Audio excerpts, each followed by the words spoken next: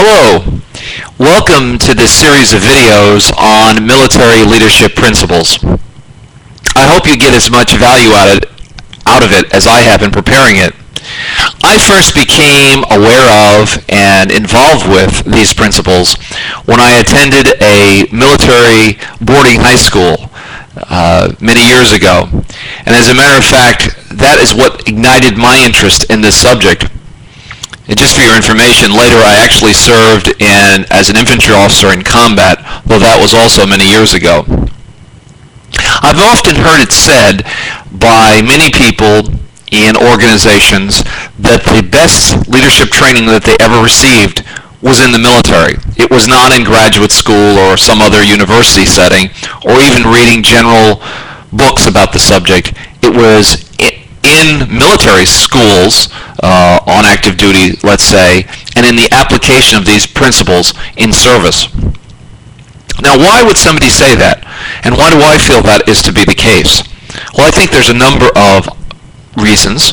The first is that, in my judgment, as contrasted with general literature on civilian leadership, I found that military leadership principles are applicable and actionable in any context, in any type of organization, as opposed to just talking about generalities that make you feel good at the time but that you can't apply. It seems to me that these are principles that you can apply on a daily basis. They offer specific advice, not generalities. They are historically based, and that's a wonderful thing, because we can see how other people face similar kinds of problems or challenges in another context. Now, of course, your context will be different, your challenges will be different, but it's surprising in dealing with human nature how the same things appear again and again, and we can extract out the material that's not applicable in our situation, but concentrate on the principles that are applicable in any situation. And finally, another reason that I think this is so interesting is because, as it happens, in the last 10 or 15 years, there's been a lot of new literature on this subject, and we can learn from that literature in a variety of contexts, and not only in terms of one type of military service, like in the Army, but across all services: Navy, Air Force, Marines, Coast Guard. And we will identify what the differences may be with these different services, and we will see when we can learn from all of them in an application. Now, is this information only for people interested in a military career? The answer is definitely not. This is information that should be of interest to anyone in any organizational setting, because the principles are equally applicable. Now, is this to say that the examples that we will talk about, or military leadership in general, is somehow superior or never makes errors as compared to civilian leadership? And again, the answer is no. You will find that we will discuss errors and mistakes, hopefully just as much as successes. And the point isn't that there was an error or mistake. The point is, what can we learn from these situations, and how can we apply it in our daily life? Does this series of lectures replace information that we might get from reading general literature, or what I might call civilian literature on this subject? And the answer again is no. But in my view, this enhances and supplements what's available in other contexts, and gives it a richness and applicability and usefulness that really enhances what we might find in what I would call traditional leadership literature that you can find on a normal bookshelf. Is this something that I can use on a daily basis, no matter where I am, in what kind of context I find myself? And the answer is yes. We're going to focus on principles, and principles apply across the board.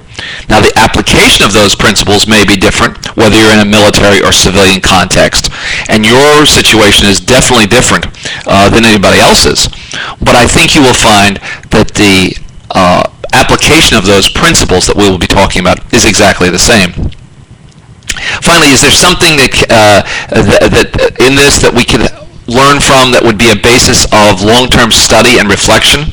And again, the answer is yes. This is the kind of material that one can study in a lifetime. As a matter of fact, I wish that I had access to what I'm going to be sharing with you. I wish that I had read the materials that I will be discussing with you when I started my career. I think it would have been far, far ahead of where I am. But nonetheless, it is my task in life to attempt to share this with you and suggest that there are materials out there that you can definitely benefit from.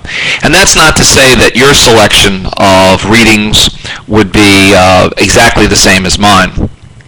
I've tried not to focus on things like military history or things of that nature, but focus on leadership principles.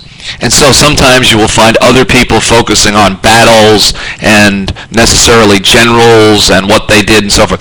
We're interested in that only to the extent of teasing out of that information how we can apply these principles for our own success over the lifetime of our careers.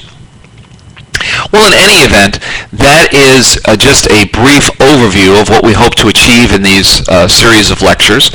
I hope that you will enjoy what I'm going to be sharing with you. I hope you have a chance to read some of the materials I will be discussing. I will try to give you references so you can find these things on your own, or consult with a librarian and get these materials through interlibrary loan. But in any event, they will be standing alone, and I think you can apply the concepts that we will be talking about in any context. So I want to thank you for taking time to spend with me learning about and discussing military leadership principles, and I hope that it will benefit you in your life and your career. Thanks for joining me, and I look forward to having you visit in future editions of Leadership. Thank you. Bye-bye.